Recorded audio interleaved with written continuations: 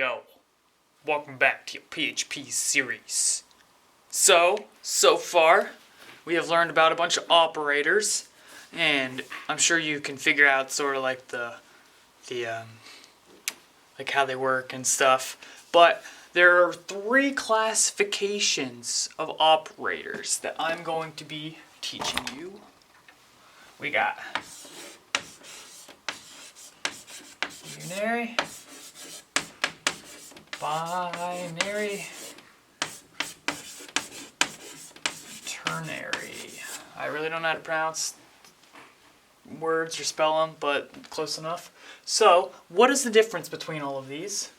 Well, it's how many things they affect or do something with. So, if you remember earlier, we had like 5 plus 5. This right here is the addition operator. But this is classified as a binary classification because it has 2 things it's working with, 5 and 5. So this is 1, this is 2, and this is 3. Makes sense? So what about the increment operator? Cat plus plus. Or if it's like CATTT. But no, it's cat plus plus. This is a unary because it only affects one value, which is the value of cat. So that's basically the difference. There's also ternary, which I'll be getting into at the end of this video. So unary affects one thing. We have had increment, decrement.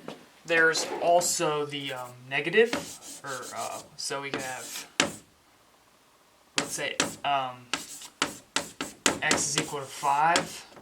Well, the negative, the value of x, that is a unary operator because it's only affecting the value of x.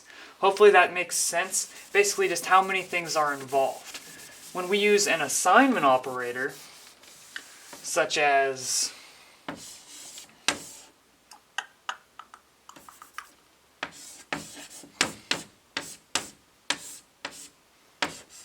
well, this is a binary one because it's taking the value of cat and 5 and it's doing something with those values.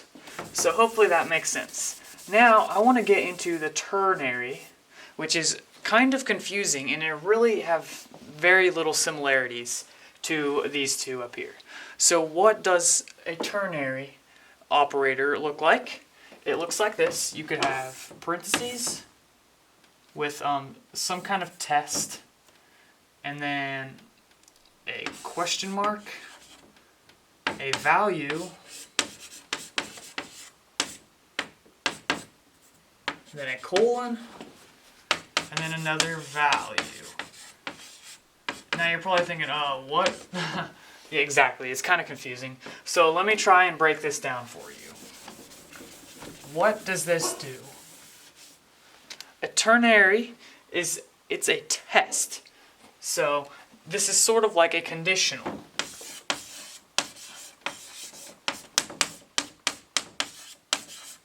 Basically, we are going to put something within these parentheses that can either be true or can be false, such as 5 plus 5 has the value 10. That's what these double equal marks means, has the value. So this is to say, when you add these together, you get this value. It's not to say 5 plus 5 has the value 10. So that's a little minor difference that is important. So 5 plus 5 has the value 10, which is true. So if this is true, this first value here is going to be used. It's going to be returned, if that helps anything. If it's not true, then the second value is going to be returned. So basically, we do a test within parentheses.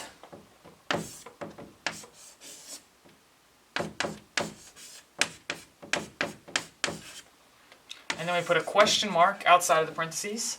First value, it can be the string true, yo. and then a colon, and then another string, true. JK, it's not. Okay, I'm kind of running out of space there. So, let's run through this. 5 plus 5, that actually does equal 10. So that means 5 plus 5 has the value of 10 is true. This is math, so I guess I should do that. That's what's confusing. PHP's, this is not correct. This is only used when you're assigning a value to a variable, which we're not.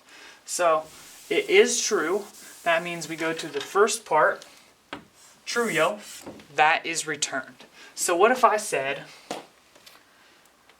let me go up here.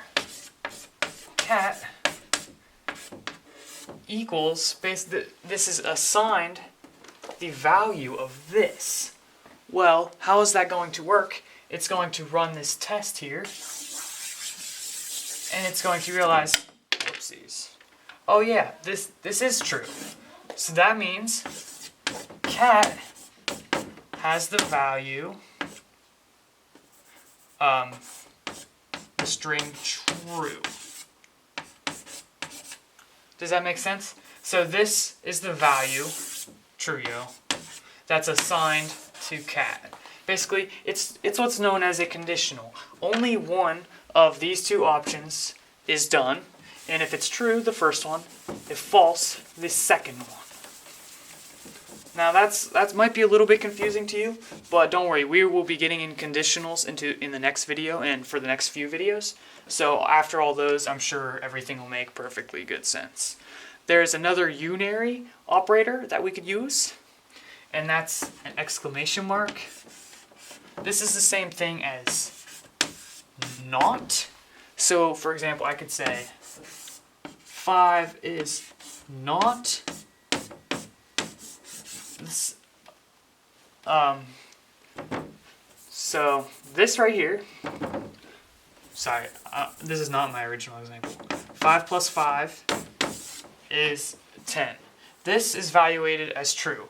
But if I put this not sign, 5 plus 5 is not equal to 10, well now this is false. So that's a way you can sort of do the opposite of what may originally be true or false. You can get true. So that's the basics of unary, binary, and ternary operators. And once you know those terms, when you see them, it'll kind of help things. So thank you for watching that.